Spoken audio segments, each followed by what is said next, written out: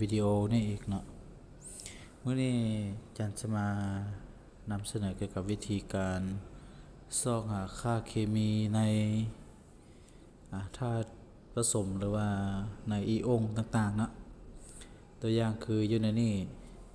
หาที่ซอกค่าเคมีของมังกรไว้อยู่ในสูตรตัวนี้มังกรจะมีค่าเคมีเท่าใดแล้วก็อยู่ในอีโองตัวนี้มังกรจะมีค่าเคมีเท่าใดแล้วก็ค่าเคมีของมาดอยู่ในธาตุตัวนี้นะมันจะมีเท่าใดซึ่งว่าการซ่องหาค่าเคมีนี่อาจจะเป็นพื้นฐานในการสร้างสาสมผล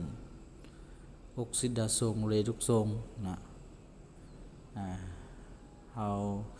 ก่อนเราจะไปสร้างสาสมผลนั้นได้เราต้องรู้วิธีการตัวนี้ก่อนนะเอาไปเบิ่งข้อหนึ่งนะอยู่ในนี้เราต้องรู้ว่ากาลิออมนี่มันจะมีค่าเคมีบวก1ตายตัวอยู่แล้วนะเพราะมันจะมีค่าเคมีแต่ตัวเดียวเท่านั้นสำหรับกาลิออมและมังกรนี่มันจะมีหลายตัวนะมังกรมันจะมีหลายตัวเราบ่ฮู้ว่ามันสิเป็นเท่าใดเราก็เลยหมายเป็นอีกไว้ออกซิเจน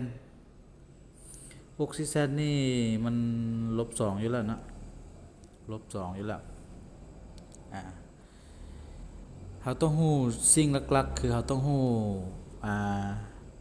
ธาตุที่มีค่าเคมีตัวเดียว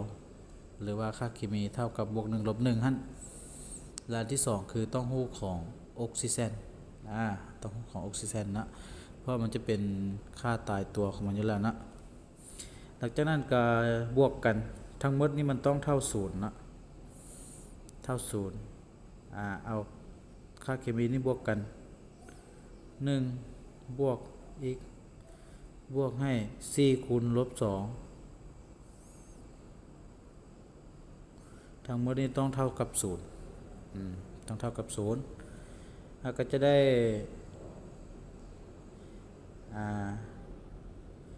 1บวกอีกบวกลบ8นะเท่ากับ0อีกจะเท่ากับ7นะอีกจะเท่ากับบวก7แบบนี้นี่คือค่าเคมีของมังกรอยู่ในธาตุตัวนี้นะและเวลาเราซอกได้เราจะมาเขียนบวก7อยู่นี่นะอันนี้บวก1แล้วต่อไปตัวที่2อีโองตัวนี้มังกรเราก็ยังบ่ฮู้คือกันเราจะเขียนมังกรไว้นะเขียนเป็นอีกไว้และ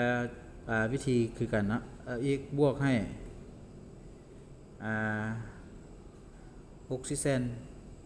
เราต้องรู้ว่าออกซิเจนนี่มันจะมีบวก2เขียนไว้ไหมซะที่จริงมันจะเขียนเป็นแบบนี้อยู่แล้วนะ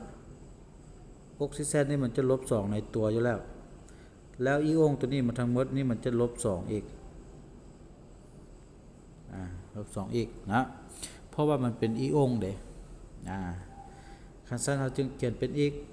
บวกให้2เป็นอีกลบ8เท่าทั้งหมดนี้ต้องเท่ากับจำนวนอีโองของมันเนาะหรือเท่ากับลบ2แบบนี้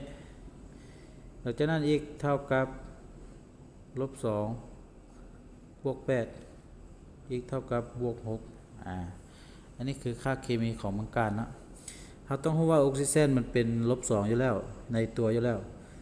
ทั้งหมดลบ2ที่เพิ่นเขียนมานี่มันจะเป็นค่าของมดนี่นะหรือว่าอีโองของมดตัวนี้โอเค